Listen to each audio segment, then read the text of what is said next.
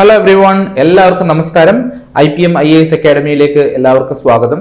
So ഇന്ന് ഈ video ചെയ്യുന്നത് ഒരു പ്രധാനപ്പെട്ട ഇൻഫർമേഷൻ നിങ്ങളിലേക്ക് എത്തിക്കാനാണ്. മറ്റൊന്നുമല്ല, നമ്മൾ ഇന്നു മുതൽ ഒരു 21 ഡേ ചലഞ്ച് ചെയ്യുകയാണ്. അപ്പോൾ നിങ്ങൾക്ക് എല്ലാവർക്കും ഇതിൻ്റെ ഭാഗമാകാനായിട്ട് സാധിക്കും. സോ എന്തിനാണ് ഈ 21 ഡേ ചലഞ്ച്? സോ നമ്മളുടെ ഒരു ബ്രെയിൻ വയറിംഗ് പ്രോപ്പർ ആക്കാൻ, നമുക്കൊരു പുതിയ ന്യൂറൽ പാത്വേ ക്രിയേറ്റ് ചെയ്യാനായിട്ട്, ഇപ്പോൾ നമ്മളുടെ ഇപ്പോഴുള്ള രീതികളിൽ നിന്നൊക്കെ മാറി ഒരു പുതിയ രീതി നമുക്ക് ക്രിയേറ്റ് ചെയ്യാൻ വേണ്ടിയിട്ടാണ് ഈ ഒരു 21 ഡേ ചലഞ്ച് നമ്മൾ ഫോളോ ചെയ്യുന്നത്. അപ്പോൾ അതുകൊണ്ട് തന്നെ നിങ്ങൾ എല്ലാവരും ഇതിലേക്ക് പാർട്ടാകാനായിട്ട് ശ്രമിക്കുക.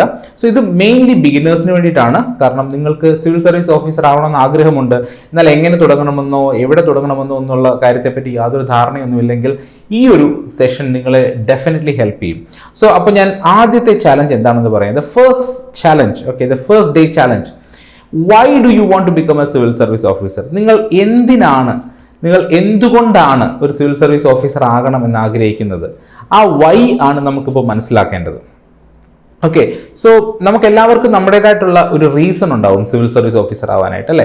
അത് IAS ആകാം, IPS ആകാം, IFS ആകാം, അല്ലെങ്കിൽ ഏതൊരു സർവീസും ആകാം.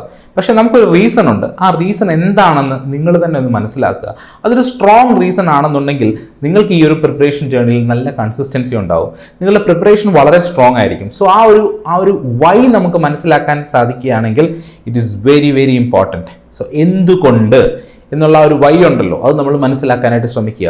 ഇപ്പോൾ യൂഷ്വലായിട്ട് പല ആളുകളും നമ്മൾ പറയാറുണ്ട്, എൻ്റെ ഫ്രണ്ട്സ് എന്നെ ഒരു സിവിൽ സർവീസുകാരനായിട്ട് കാണാനായിട്ട് ആഗ്രഹിക്കുന്നുണ്ട്, അല്ലെങ്കിൽ എൻ്റെ പേരൻസിൻ്റെ ആഗ്രഹമാണ് സിവിൽ സർവീസ് ആകുക എന്നൊക്കെ ഉള്ളത്.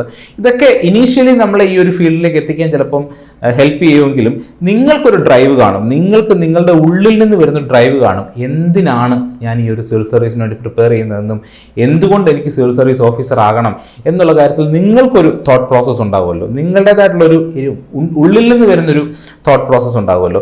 ആ തോട്ടാണ് നമ്മൾ മനസ്സിലാക്കേണ്ടത്. ആ തോട്ട് വളരെ സ്ട്രോങ് ആണെന്നുണ്ടെങ്കിൽ നിങ്ങളുടെ പ്രിപ്പറേഷൻ വളരെ ഹെൽപ്ഫുൾ ആയിരിക്കും. അത് മാത്രമല്ല, നിങ്ങളുടെ പ്രിപ്പറേഷൻ വളരെ സ്ട്രോങ് ആയിരിക്കും.